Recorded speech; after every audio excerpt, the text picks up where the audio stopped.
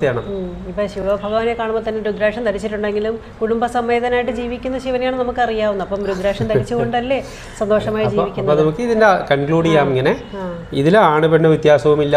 ഇത് വിവാഹ തടസ്സം മാറാൻ വേണ്ടിയിട്ട് ഞാൻ രുദ്രാക്ഷം കൊടുക്കാറുണ്ട്, സക്സസ് ആയിട്ടുണ്ട്. ഒത്തിരി പേർക്ക് വിവാഹ തടസ്സം മാറി, അവർക്ക് കുട്ടികളില്ലാത്തവർ വന്നു, അവർക്ക് രുദ്രാക്ഷം കൊടുത്തു, അവർക്ക് കുട്ടികളുണ്ടായ ഫലം ഒത്തിരി പേർക്ക് കിട്ടിയിട്ടുണ്ട്.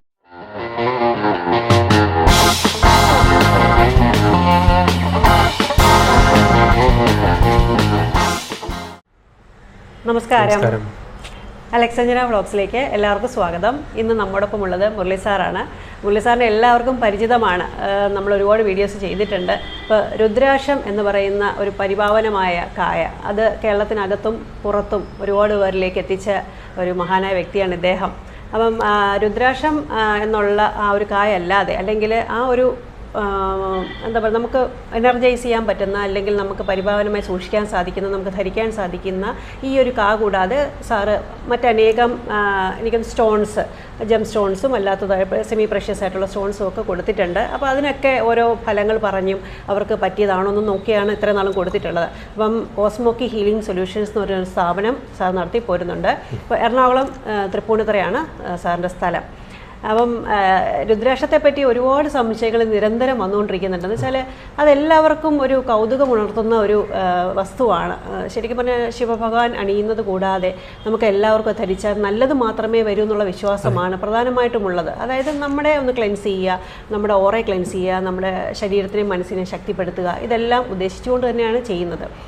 പക്ഷേ എന്നിട്ടും എന്നോട് ഒരുപാട് പേര് ചോദിച്ചിട്ടുള്ള കാര്യമാണ്, സാറ് അല്ലെങ്കിൽ മാം, വിവാഹം കഴിച്ച് സാധാരണഗതിയിൽ ജീവിക്കുന്നവർക്ക് ധരിക്കാമോ, അതല്ലെങ്കിൽ അത് വിവാഹ ജീവിതത്തിന് എന്തെങ്കിലും തടസ്സം വരുത്തുമോ? എന്നുവെച്ചാൽ ഒരു ഹോളി ലൈഫ് ലീഡ് ചെയ്ത് ഒരു സാധാരണ കുടുംബജീവിതം നയിക്കാൻ പറ്റാതെ ആത്മീയ തലത്തിലേക്ക് പോകുമോ, അതോ വയസ്സായിട്ട് മാത്രമാണോ ധരിക്കേണ്ടത്, എന്തൊക്കെ കാര്യങ്ങളാണ് ശ്രദ്ധിക്കേണ്ടത്? ഇങ്ങനെ ഒരുപാട് ചോദ്യങ്ങൾ വീണ്ടും വരാറുണ്ട്. അപ്പോൾ അതിന് വേണ്ടിയിട്ട് അവരുടെ സംശയം തീർക്കാൻ എന്നുള്ള രീതിയിൽ സാറ് കുറച്ച് കാര്യങ്ങൾ പറയാമോ? കോസ്മോക്കി ഹീലിംഗ് സൊല്യൂഷൻ രുദ്രാക്ഷ പ്രചാരണ രംഗത്തേക്ക് വന്നത് തന്നെ എല്ലാവരെയും രുദ്രാക്ഷം ധരിപ്പിക്കണം എന്നുള്ളൊരു ലക്ഷ്യത്തിലാണ്. എന്താ അങ്ങനെ പറയണമെന്ന് വെച്ച് കഴിഞ്ഞാൽ, നമ്മുടെ നാട്ടിൽ രുദ്രാക്ഷത്തിൻ്റെ മാഹാത്മ്യം ശരിയായ രീതിയിലല്ല ആളുകൾ മനസ്സിലാക്കിയതെന്ന് കണ്ടെത്തിയതുകൊണ്ടാണ് അങ്ങനെ. ശരിക്കും ഇപ്പോൾ മാഡം പറഞ്ഞ പോലെ തന്നെ എല്ലാ ഗുണങ്ങളും മാത്രം ഉണ്ടാകുന്ന ഈ രുദ്രാക്ഷം എന്തുകൊണ്ടാണ് ആളുകൾ ഉപയോഗിക്കാത്തതെന്നായിരുന്നു എൻ്റെയും ചോദ്യം. അനുഭവത്തിലൂടെ ഞാൻ സ്വന്തമായിട്ട് മനസ്സിലാക്കി ഇതിൻ്റെ മാഹാത്മ്യം എന്താണെന്ന്, അതിൻ്റെ എനർജി മനസ്സിലാക്കി, അതിൽ നിന്നുണ്ടാകുന്ന വ്യത്യാസം, നമുക്ക് അത് ധരിച്ചാൽ നമുക്ക് ജീവിതത്തിന് ഉണ്ടാകാൻ പോണ വ്യത്യാസം എത്രത്തോളം ഉണ്ടെന്നുള്ളത് ഞാൻ അളന്ന് തന്നെ മനസ്സിലാക്കി എൻ്റെ വ്യക്തി ജീവിതത്തിൽ. അപ്പോഴാണ് ഞാൻ ചിന്തിച്ചത്, ഇത് എന്തുകൊണ്ടാണ് ആളുകളൊന്നും മനസ്സിലാക്കാത്തത്, അതിനെന്തായിരിക്കും കാരണം? ഈ ധാരണപശകായിരിക്കും. അങ്ങനെ വിചാരിച്ച് അതിനെക്കുറിച്ചുള്ള ഒരു അന്വേഷണം ഞാൻ നടത്തി. ഞാൻ രുദ്രാക്ഷം ധരിച്ചപ്പോൾ എനിക്ക് കേൾക്കേണ്ടി വന്നത് വഴക്കാണ്. എൻ്റെ പ്രായത്തിലുള്ള ആളുകൾ രുദ്രാക്ഷം ധരിക്കാൻ പാടില്ല, ഞാൻ വിവാഹം കഴിച്ച ആളായതുകൊണ്ട് രുദ്രാക്ഷം ധരിക്കാൻ പാടില്ല, എൻ്റെ ചെറിയ ദാമ്പത്യം, ഈ ചെറിയ പ്രായത്തിലെ തന്നെ രുദ്രാക്ഷം ധരിച്ചാൽ താൻ സന്യാസിയായി പോകും, ഭാര്യ പിന്നെ എന്ത് ചെയ്യും, കുഞ്ഞുങ്ങളെ ആരും നോക്കും എന്നൊക്കെയുള്ള ചോദ്യം എൻ്റെ നേരെ വന്നു. അപ്പോൾ എനിക്ക് തോന്നി ഇത് ശരിയാവാൻ വഴിയില്ല. കാരണം ഞാൻ മനസ്സിലാക്കിയ എടുത്ത് രുദ്രാക്ഷത്തിന് വലിയ പവറുണ്ട്. ആ പവറുണ്ടെങ്കിൽ അതെല്ലാവർക്കും കിട്ടേണ്ടതല്ലേ? അവിടെ തന്നെ ആദ്യം പറഞ്ഞില്ലേ, ഇത് ധരിച്ചാൽ നല്ലത് മാത്രമേ ഉണ്ടാവുള്ളൂ എന്നുള്ളത് കൊണ്ടാണല്ലോ രുദ്രാക്ഷം.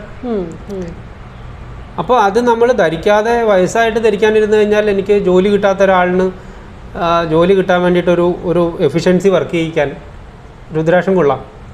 അത് വയസ്സായിട്ട് ഞാൻ ധരിച്ചാൽ എനിക്ക് ജോലി കിട്ടുമോ? പിന്നെ അതേപോലെ എനിക്ക് നല്ല ഭാര്യയെ കിട്ടാൻ വേണ്ടിയിട്ട്, അല്ലെങ്കിൽ നല്ല ഭർത്താവിനെ കിട്ടാൻ വേണ്ടിയിട്ട് ഒക്കെ നമുക്ക് ധാരാളമായിട്ട് നമ്മുടെ പദ്ധതികളിൽ, നമ്മുടെ പുരാണങ്ങളിൽ, ശാസ്ത്രങ്ങളിൽ ഇതിനൊക്കെ വേണ്ടുന്ന എനർജി വർക്ക് ചെയ്യിപ്പിക്കാനുള്ള പദ്ധതികളെക്കുറിച്ച് ഉണ്ടല്ലോ. സത്സന്താനങ്ങൾ ഉണ്ടാവാൻ വേണ്ടിയിട്ട് നമുക്ക് കർമ്മങ്ങൾ അനുഷ്ഠിക്കാൻ പറഞ്ഞിട്ടുണ്ട്. കുട്ടികളില്ലാത്തവർക്ക് പുത്രകാമേഷ്ടി യാഗം നടത്തണമെന്ന് നമ്മൾ കണ്ടിട്ടില്ലേ പണ്ട്? ഇപ്പോഴും അത് നമുക്ക് കൃത്യമായ രീതിയിൽ ചെയ്യാൻ പറ്റിയ അതും ഫലിക്കും. അങ്ങനെയാണെങ്കിൽ ഞാൻ പറഞ്ഞു വന്നത് ഇതാണ്, ഇതേപോലെ എന്തോ എനർജൈസ് ചെയ്യാനുള്ള പദ്ധതികൾ നമ്മുടെ ശാസ്ത്രത്തിലുണ്ട്. ആ ശാസ്ത്രത്തിലെ പദ്ധതികൾ ആളുകൾ അനുഷ്ഠിക്കാതെ മാറി നിൽക്കുകയും ഇതുപോലെ ചീത്ത പറഞ്ഞ് മുടക്കിക്കാൻ നോക്കുകയും ചെയ്യുന്ന അവസ്ഥ വന്നപ്പോഴാണ് ഞാൻ എൻ്റെ ഗുരുവായിട്ട് സംസാരിച്ചത്. ഇതിൻ്റെ ശാസ്ത്രം എന്താണെന്നൊന്ന് പറഞ്ഞു തരാമോ, എനിക്ക് വേഗമായിട്ട് അറിയാനേ പാടുള്ളൂ, ഇത് വിശ്വസിക്കുന്നുണ്ട് ഞാൻ. അപ്പോൾ അതുപോരാ, വിശ്വാസം കൊണ്ടൊന്നും ആയില്ല, പ്രമാണം ഉണ്ടോ എന്ന് ചോദിച്ചു. ഇതിലെങ്ങനെയാണ് ഇത് രുദ്രാക്ഷം എല്ലാവർക്കും ധരിക്കാം, അല്ലെങ്കിൽ ഞാൻ ധരിച്ചപ്പോൾ ആളുകൾ എന്നെ ചീത്ത പറയുകയും മുടക്കാൻ നോക്കുകയും ചെയ്യണതിനെ എങ്ങനെ മറികടക്കാം എന്ന് നോക്കിയപ്പോൾ മനസ്സിലായി. ദേവി ഭാഗവതം ഗ്രന്ഥത്തിൽ വളരെ കൃത്യമായിട്ട് എഴുതി വച്ചിട്ടുണ്ട് എല്ലാവർക്കും രുദ്രാക്ഷം ധരിക്കാമെന്ന്. ഈ എല്ലാവരും എന്ന് പറഞ്ഞു കഴിഞ്ഞാൽ ആരാ? അത് ബ്രാഹ്മണനും ക്ഷത്രിയനും വൈശ്യനും ശൂദ്രനും ചണ്ടാളനും രുദ്രാക്ഷം ധരിക്കാമെന്നൊരു ഭാഗം. അത് ചെറിയ കുട്ടിയായിരിക്കുമ്പോൾ മുതൽ അതിനെ നമ്മൾ ബ്രഹ്മചര്യകാലം എന്നാണ് പറയുക. ബ്രഹ്മചര്യം, ഗാർഹസ്ഥ്യം, വിവാഹം കഴിച്ച പ്രായം, അത് കഴിഞ്ഞിട്ട് അവർ വാനപ്രസ്ഥാശ്രമത്തിലേക്ക് മാറും, അത് കഴിഞ്ഞിട്ട് അവർ സന്യസിക്കുമായിരിക്കും ചിലപ്പോൾ. ഈ 4 അവസ്ഥയിലുള്ള ആളുകളും രുദ്രാക്ഷം ധരിക്കണമെന്ന് പുസ്തകത്തിൽ എഴുതി വെച്ചിട്ടുണ്ട്. എന്നാൽ ശരി, ഇതിലെല്ലാം ഈ അവസ്ഥയിൽ, ഈ പറഞ്ഞ അവസ്ഥയിലേക്കുള്ള നല്ല പക്വമായിട്ട് ജീവിക്കുന്ന, ആധ്യാത്മികമായിട്ട് ജീവിക്കുന്ന ആളുകൾക്കാണോ? അതുമല്ല. എല്ലാത്തരം തെമ്മാടികളും രുദ്രാക്ഷം ധരിച്ചോളൂ എന്ന് പറഞ്ഞ് എഴുതി വെച്ചേക്കുന്നത് പോലെയുണ്ട് വായിക്കുമ്പോൾ. അപ്പോൾ ഇനി ഞങ്ങൾ വളരെ ആധ്യാത്മിക ജീവിതം നയിക്കുന്നവർക്ക് മാത്രമാണോ? അല്ല. അതിലെഴുതി വെച്ചേക്കുന്നത് എന്ത് കൊള്ളരുതായ്മ ചെയ്യുമ്പോഴും രുദ്രാക്ഷം ധരിക്കണം, എന്നാൽ നിങ്ങൾക്ക് മേലാൽ ഇത്തരം കൊള്ളരുതായ്മ ചെയ്യാനുള്ള തോന്നലില്ലാണ്ടായി പോയിക്കോളൂ എന്ന് എഴുതിയേക്കണേ. അപ്പോൾ എഴുതിയേക്കണത് രസകരമായിട്ടാണ് ഓരോ വിശദീകരിച്ച് വച്ചേക്കണത്. ചെയ്യരുതാത്തത് ചെയ്യുമ്പോൾ, കാണരുതാത്തത് കാണുമ്പോൾ, മണക്കരുതാത്തത് മണക്കുമ്പോൾ, രുചിക്കരുതാത്തത് രുചിക്കുമ്പോൾ, കഴിക്കരുതാത്തത് കഴിക്കുമ്പോൾ എന്നൊക്കെ പറഞ്ഞിട്ട് എല്ലാ നെഗറ്റീവിൻ്റെ പേര് എഴുതി വെച്ചിട്ടുണ്ട്. ആ സമയത്ത് നിങ്ങൾ രുദ്രാക്ഷം ധരിക്കണം, അങ്ങനത്തെ ആളുകൾ രുദ്രാക്ഷം ധരിക്കണം. അതുപോലെ നിങ്ങൾ നല്ല കാര്യങ്ങൾ ചെയ്യുമ്പോഴും വേണമെന്ന് പറഞ്ഞു, പൂജ ചെയ്യുമ്പോഴും വ്രതങ്ങൾ എടുത്തിരിക്കുമ്പോഴും ഏതെങ്കിലും വലിയ വലിയ നല്ല കാര്യങ്ങൾ ചെയ്യാൻ നോക്കുമ്പോഴും ഒക്കെ രുദ്രാക്ഷം ധരിച്ചിട്ട് വേണം ചെയ്യാൻ.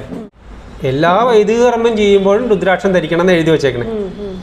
അത് ഇനി പോരാന്ന് തോന്നിയിട്ട് ആ വൈദിക കർമ്മം എന്ന് പറയുന്ന സാധനത്തിൽ ഷോഡശ സംസ്കാര ക്രിയകൾ എന്ന് പറയുന്ന ജീവിതത്തിൻ്റെ ഏറ്റവും പ്രധാനപ്പെട്ട ഒരു പദ്ധതി അത് വരുന്നുണ്ട്. അതിതാണ് കുഞ്ഞുണ്ടായാൽ ആദ്യം തന്നെ നമ്മളൊരു മരിച്ച ആളുകളെ ഇല വെട്ടിക്കിടത്തണ കണ്ടിട്ടില്ലേ? അതേപോലെ കുഞ്ഞുണ്ടാവുമ്പോൾ തന്നെ അതിനെ ഇല വെട്ടിക്കിടത്തും. അവിടെ മുതൽ നമ്മുടെ ഓരോ സംസ്കാര ക്രിയകൾ ആരംഭിക്കുകയാണ്. അപ്പോൾ കുഞ്ഞിന് നമ്മൾ എന്തൊക്കെയോ കർമ്മങ്ങൾ ഞാൻ ഒരിക്കലേ കണ്ടിട്ടുള്ളൂ. എൻ്റെ വീട്ടിൽ തന്നെ അങ്ങനത്തെ ഒരു കർമ്മം കണ്ടിട്ടുണ്ട്. ഇല വെട്ടിക്കൊണ്ടുവന്ന് ചോര കുഞ്ഞിനെ കൊണ്ടൊക്കെ എടുത്തത്.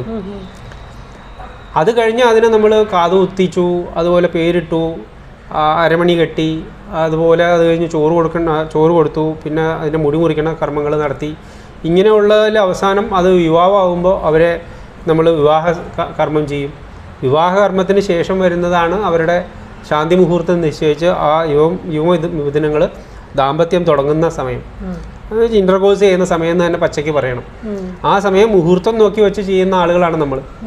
അത് ആധ്യാത്മികമായിട്ടുള്ളൊരു പദ്ധതിയാണ്, ഷോഡശ സംസ്കാര ക്രിയയിൽപ്പെട്ടതാണ്. അത് ചെയ്യുമ്പോൾ വരെ രുദ്രാക്ഷം ധരിക്കണം എന്ന് പറയുകയാണ്. അപ്പോൾ മാഡം നേരത്തെ ചോദിച്ച ചോദ്യമില്ലേ, നമ്മൾ കല്യാണം കഴിക്കാമോ, കല്യാണത്തിന് കുഴപ്പമുണ്ടാവുമോ, വിവാഹം കഴിച്ചാൽ അതൊക്കെ ഒഴിവാക്കിയിട്ട് സന്യസിച്ചു എങ്ങാനും പോവോ? ആ ചോദ്യത്തിനൊന്നും ഇവിടെ അർത്ഥമില്ലാണ്ടായിപ്പോയി. കാരണം എന്താ വെച്ചാൽ ഒരു ഗൃഹസ്ഥൻ അയാൾ ദാമ്പത്യം അനുഷ്ഠിക്കുമ്പോൾ രുദ്രാക്ഷം ധരിച്ചിട്ടുണ്ടാവണം എന്ന് പറഞ്ഞു കഴിഞ്ഞു. അത് ആണിനും പെണ്ണിനും രുദ്രാക്ഷം ധരിക്കാമെന്ന് ആദ്യം തന്നെ പറഞ്ഞിട്ടുള്ളതാണ്. അപ്പോൾ അവർക്ക് അതിൽ നിന്ന് ഉണ്ടാവേണ്ട എന്താണോ സദ്ഫലങ്ങൾ, ആ സദ്ഫലങ്ങൾ സദ്ഗുണങ്ങളൊക്കെ അതിൽ നിന്ന് കിട്ടും. ആസ്വാദനം ഉണ്ടാവുന്ന ഒരു സാധനമാണ്, സുഖം ഉണ്ടാവുന്ന ഒരു പദ്ധതിയാണ് ഇന്റർകോഴ്സ് ചെയ്യണത്. എല്ലാവർക്കും അറിയാവുന്ന കാര്യമാണ്. ആ സുഖം എന്ന് പറയുന്ന സാധനത്തിനെയാണ് ഭാരതീയ ശാസ്ത്രങ്ങൾ എല്ലാവർക്കും വേണ്ടി ആശംസിച്ചു വച്ചേക്കുന്നത്. നമ്മൾ വലിയ കാര്യങ്ങളൊന്നുമില്ല ആധ്യാത്മികതയിൽ. എന്താ ആധ്യാത്മികത എന്ന് ചോദിച്ചു കഴിഞ്ഞാൽ ഈ പ്രസൻസിൽ ജീവിക്കുക എന്നുള്ളതാണ് ഒന്നാമത്തെ. Living moment. ആത്മികത. അദ്യ എന്ന് പറഞ്ഞാൽ നമ്മൾ സംസ്കൃത വാർത്തയിൽ കേട്ടിട്ടില്ല, അദ്യ വാർത്ത ശ്രൂയന്താം. ആ അദ്യ ഇന്ന് എന്നാളാണ്, ആ ഇപ്പത്തെ എന്നുള്ള അർത്ഥത്തിലാണ് ആത്മികത, ആത്മാവിനെ സംബന്ധിച്ചത്. ആ ആധ്യാത്മികതയെ, ഈ മൊമെന്റിനെ സംബന്ധിച്ച് നമുക്ക് പ്രസൻസ് ഓഫ് ലൈഫിൽ ആ മൊമെന്റിൽ ജീവിക്കാൻ വേണ്ടി പറ്റാൻ രുദ്രാക്ഷധാരണം നമ്മളെ സഹായിക്കും എന്നുള്ളത് കൊണ്ടാണ് ഇത് ആധ്യാത്മിക സാധനമാണെന്ന് ആളുകൾ വിചാരിക്കാൻ ഒരു കാരണം വന്നത്. അത് കണ്ടിട്ട് പേടിച്ചും കൂടി പോയി. ആധ്യാത്മികമാണെങ്കിൽ ഈശ്വരൻ്റെ ആകുമ്പോൾ നമ്മൾ അതിനോട് കുറച്ച് ചിട്ടകളൊക്കെ പാലിക്കണം എന്ന തെറ്റിദ്ധാരണ വരിക ചെയ്തത്. ഞാൻ പറഞ്ഞു വന്നേ, സുഖമുണ്ടാവുക എന്നുള്ളതാണ് ഭാരതീയ ശാസ്ത്രങ്ങളിൽ ആത്യന്തികമായിട്ട് പറഞ്ഞു വച്ചേക്കുന്ന സാധനം. ഒരു ജീവി, ഒരു മനുഷ്യജീവി, അതാണാവട്ടെ പെണ്ണാവട്ടെ, അതിന് അർത്ഥിക്കുന്നത്, അത് ആഗ്രഹിക്കേണ്ടത് എന്തായിരിക്കണം എന്ന് ശാസ്ത്രങ്ങളോട് ചോദിച്ചപ്പോൾ അവർ പറഞ്ഞു, സുഖമായിരിക്കണം ആഗ്രഹിക്കേണ്ടത്. അതെന്ത് സുഖമാണ്? അല്ല, അവനവന്റെ സുഖം എന്ന് പറഞ്ഞ മനസ്സോടുകൂടി നല്ല കർമ്മത്തോടുകൂടി ജീവിക്കുക എന്നുള്ളത് തന്നെയാണ്. എപ്പോഴും സ്ഥിരമായിട്ട് കിട്ടാൻ സാധ്യതയുള്ള എന്തോ ഒരു സുഖത്തിനെ പറ്റിയിട്ടാണ്. ആ സുഖത്തിനെയാണ് അവർ ഉദ്ദേശിച്ചത്. അതിനൊക്കെ ടേം ഉണ്ട്, നമുക്ക് സംസ്കൃതത്തിൽ അതിന് വാക്കുകളുണ്ട്. നിത്യനിരതിശയ സുഖം എന്നാണ് അതിന് പറയാം. നിത്യമായിട്ടുള്ള സുഖമാണ്. അതിൻ്റെ മേലെ ഇനി വേറൊരു സുഖവും വരാത്ത വണ്ണമുള്ള ആത്യന്തികമായ സുഖം. ആ സുഖം മോക്ഷമാണ്.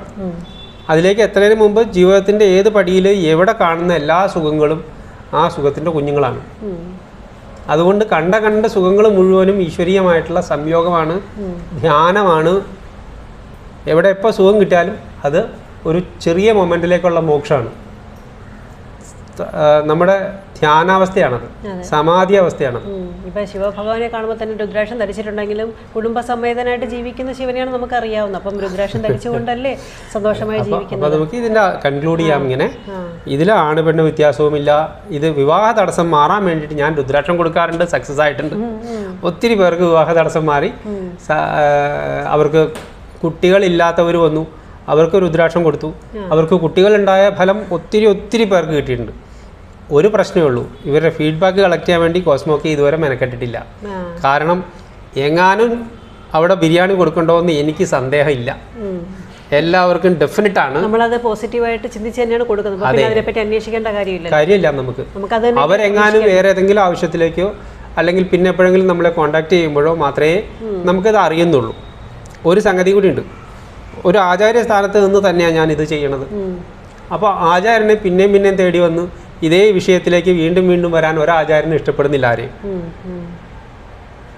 ഞാൻ കൊടുത്തു വിട്ടത് ഫലിച്ചിരിക്കണം, അവരെന്നേക്കാൾ മേളിൽ പോയിട്ട് ഫ്ലറിഷ് ചെയ്ത് നിൽക്കണം.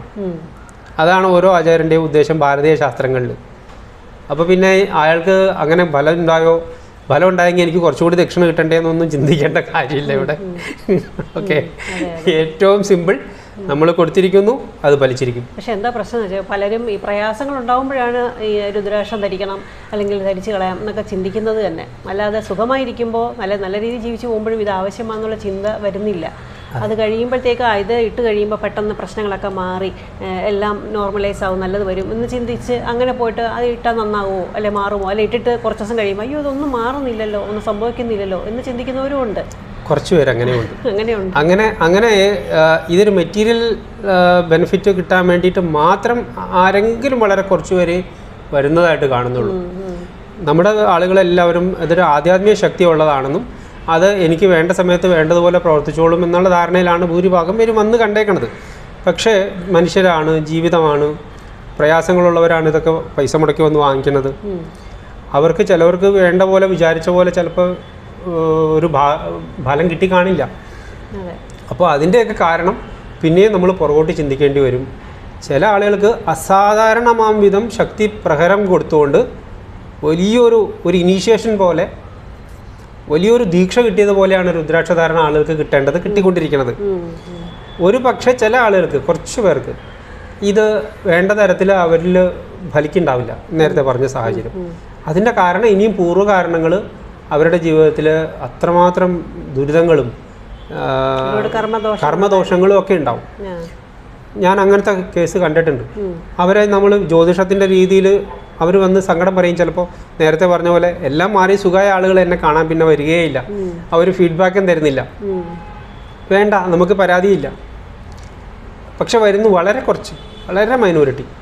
ഒരു എണ്ണി പറയാൻ മാത്രം, വിരലിലെണ്ണി തീരാവുന്ന അത്ര ആൾക്കാർ തിരിച്ചു വിളിച്ചു.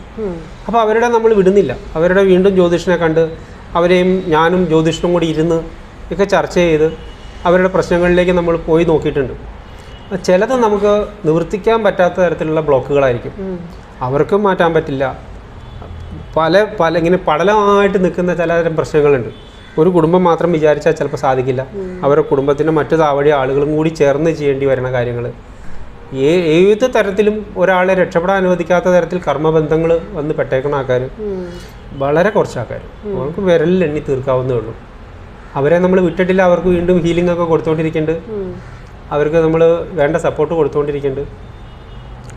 ഒരാൾ മാത്രമാണ് നമുക്ക് ഒരു വഴക്കാക്കി പോലെ വർത്തമാനം നമ്മുടെ ചാനലിലൊക്കെ പറഞ്ഞ് കണ്ടേക്കണം. ഞാൻ വാങ്ങിച്ചിട്ട് എനിക്ക് പൈസ നഷ്ടപ്പെട്ടു എന്നൊക്കെ പറഞ്ഞ് ഒരേ ഒരാൾ, സിംഗിൾ 1 പേഴ്സൺ. വേറെ ആരും അങ്ങനത്തെ ഒരു വിഷമമൊന്നും ആരും പറഞ്ഞു കണ്ടിട്ടില്ല. എല്ലാവർക്കും ഇന്നല്ലെങ്കിൽ നാളെ, ഈ മൊമെൻറ്റിൽ തന്നെ അല്ലെങ്കിൽ ഈ വർഷം തന്നെയോ അനുഭവം ഇല്ലെങ്കിലും അവർക്കൊക്കെ അനുഭവമുണ്ട്.